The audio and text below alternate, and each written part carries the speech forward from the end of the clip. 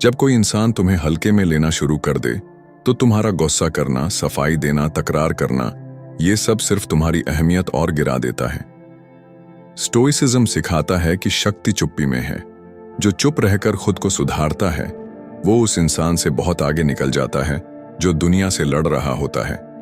अगर तुम्हारी गर्लफ्रेंड तुम्हारी कद्र नहीं कर रही है, तुम्हारे होने या ना होने का फर्क नहीं महसूस कर रही, तो याद रखो, कमी महसूस करवाई नहीं जाती, बल्कि महसूस करवाई जाती है तुम्हारी मौजूदगी की गहराई और गायब रहने की खामोशी से। एक, प्रतिक्रिया नहीं, प्रतिबिंब दो।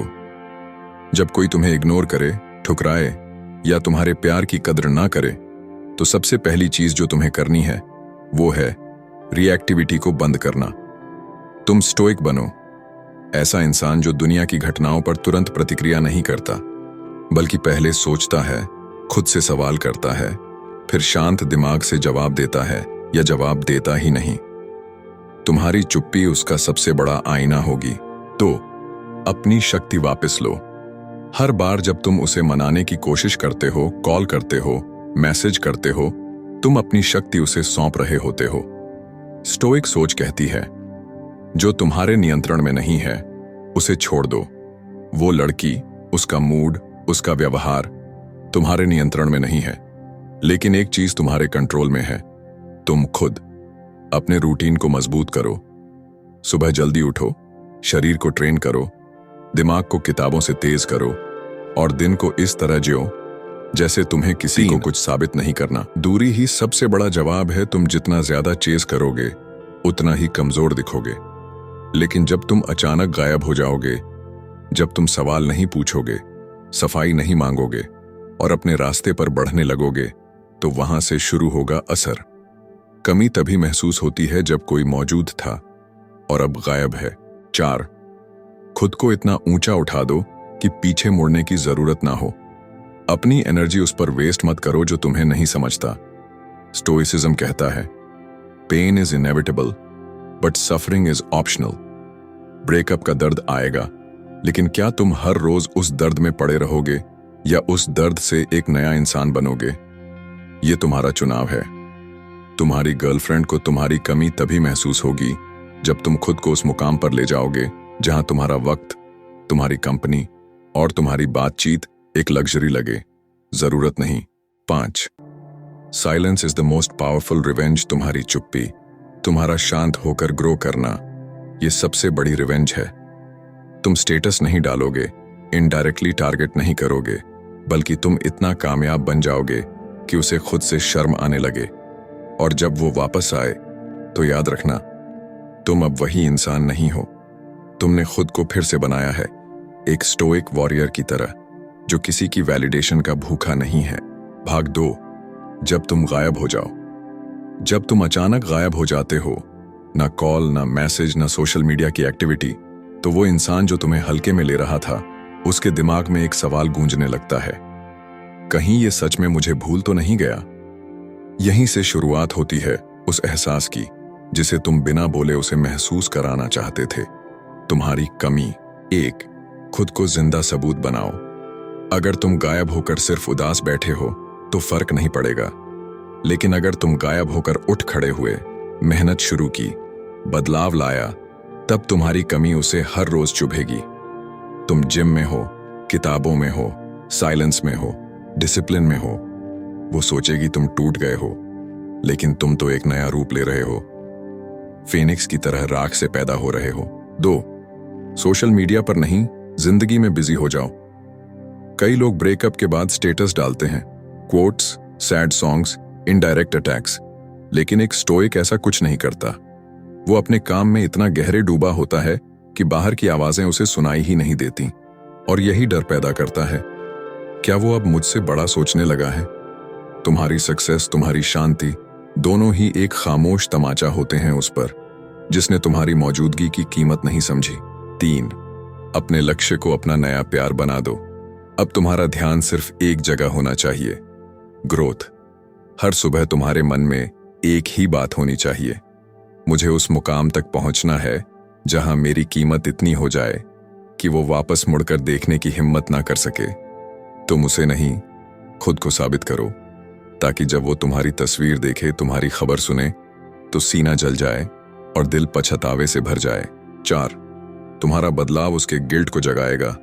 जब तुम पहले जैसे नहीं रहोगे, अब नीडी नहीं हो, अब बेकार नहीं हो, अब उलझे नहीं हो, तो वो कंपेयर करना शुरू करेगी। पहले ये मेरे बिना अधूरा लगता था, अब तो जैसे पूरा ब्रह्मांड बन गया है। और गिल्ट तब शुरू होता है जब कोई समझता है, मैंने जिसे छोड़ा वो असल में सबसे कीमती था। 5, वापस आए तो भी तुम वही मत रहो। अगर किस्मत से वो वापसी की कोशिश करे, तो याद रखना, तुम्हें वो इंसान बनना है जो उसके लिए अब लग्जरी बन चुका है, जरूरत नहीं। तुम्हारी खामोशी, तुम्हारा ग्लो अप, तुम्हारा डिसिप्लिन, ये सब उसे दिखाएंगे कि तुम्हारे चले जाने से तुम टूटे नहीं, बल्कि चमकने लगे हो। तुमने स्टोइक बनकर उसे सिखा दिया, कमी वो नहीं जो रोकर जताई जाती है, कमी वो होती है जो शांति से दिखती है और तड़प बन जाती है।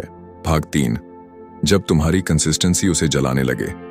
जब कोई तुम्हें छोड़ देता है या तुम्हारी कद्र नहीं करता, तो सबसे पहला गलत कदम जो लोग उठाते हैं वो है इमोशनल होकर बार बार कांटेक्ट करना।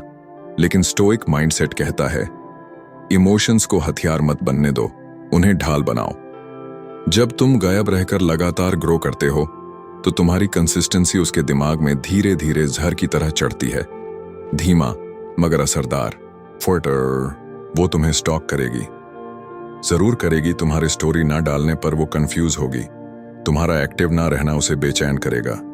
फिर क्यूरियोसिटी उसे मजबूर करेगी, वो तुम्हारे म्यूचुअल से पूछेगी, तुम्हारा प्रोफाइल विजिट करेगी, तुम्हारी लाइफ को कंपेयर करेगी अपने साथ, और वहां वो देखेगी तुम अब भी उसी के पीछे नहीं भाग रहे, बल्कि एक नया इंसान बन रहे हो।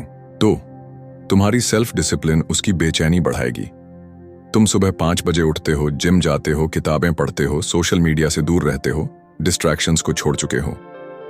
वो सोचती थी तुम बिना उसके अधूरे हो, अब तुम उसे प्रूव कर रहे हो। तुम पहले से भी ज्यादा होल हो, स्ट्रांग हो और शांत हो। 3, वो अब तुम्हारी जगह भर नहीं पाएगी, वो चाहे जितनी भी कोशिश करे। New guy, new talks, new distractions. लेकिन तुम अगर वाकई वैल्यूएबल थे, तो तुम्हारी कमी कभी भरी नहीं जाएगी। स्टोइसिज्म कहता है, the greatest revenge is not anger, it is clarity. और जब क्लैरिटी के साथ तुम एक बेहतर वर्जन बनते हो, तो वो हर कंपैरिजन में फेल होती है। 4, तुम अनरीचेबल बनो, ना ईगो से बल्कि लेवल से। कभी कभी लोग वापस आते हैं, माफी मांगने नहीं, बल्कि ये देखने कि क्या तुम अब भी उतने ही कमजोर हो। लेकिन तुम एक स्टोइक बनकर अब लेवल पर इतने ऊपर उठ चुके हो कि वहां से नीचे देखना भी समय की बर्बादी लगे। वो जब देखेगी कि तुम रीचेबल नहीं रहे, ना नंबर से, ना अटेंशन से, ना एनर्जी से, तो वहां से उसका ईगो भी टूटेगा और दिल भी।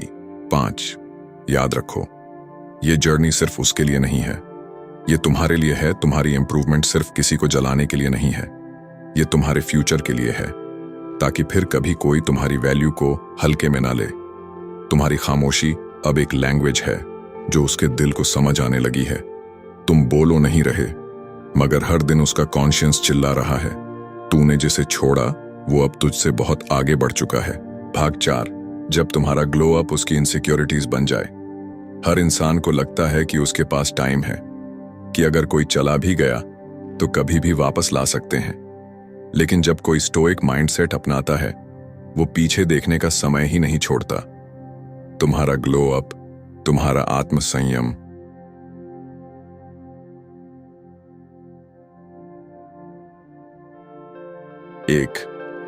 तुम्हारा निखरता चेहरा उसकी रातों का सुकून छीन लेगा। जब वो तुम्हें दोबारा देखेगी, तुम पहले से ज्यादा फिट, ज्यादा स्टेबल, ज्यादा शांत, और सबसे बड़ी बात, अब उसके बिना भी पूरा। वो मिरर में खुद को देखेगी, फिर तुम्हें, और कंपैरिजन शुरू होगा। यहीं से उठेगी इनसिक्योरिटी की आग। तो वो अब तुम्हारे आसपास के लोगों से तुम्हारी बातें सुनेगी। तुम अब सिर्फ ग्रो नहीं कर रहे, तुम अब चमक रहे हो। तुम्हारा नाम, तुम्हारा काम, तुम्हारी सक्सेस धीरे धीरे उसके कानों तक पहुंचेगा। वो बोलेगी नहीं, लेकिन सोचती जरूर होगी, क्या वो सच में इतना बदल गया? क्या मैं उसकी जिंदगी में बस एक चैप्टर थी और अब वो नई किताब लिख रहा है? 3. जब तुम हंसोगे, वो जल उठेगी, तुम्हारी खुशी उसकी सबसे बड़ी जलन बनेगी। स्टोइक आदमी दिखावे के लिए नहीं मुस्कुराता, वो अंदर से शांत होता है। और जब तुम जेन्युइन हैप्पीनेस के साथ जियोगे, तब उसे एहसास होगा कि तुम्हारी दुनिया अब उसकी मौजूदगी पर निर्भर नहीं है। 4. वो तुम्हें टेस्ट करने के लिए वापसी की कोशिश करेगी। कभी अचानक हाई भेजेगी, कभी कोई पुराना मीम शेयर करेगी या किसी म्यूचुअल के जरिए बात करने की कोशिश करेगी। ये सब टेस्ट्स हैं। वो देखना चाहती है कि क्या तुम्हारे पास अब भी उसकी जगह है।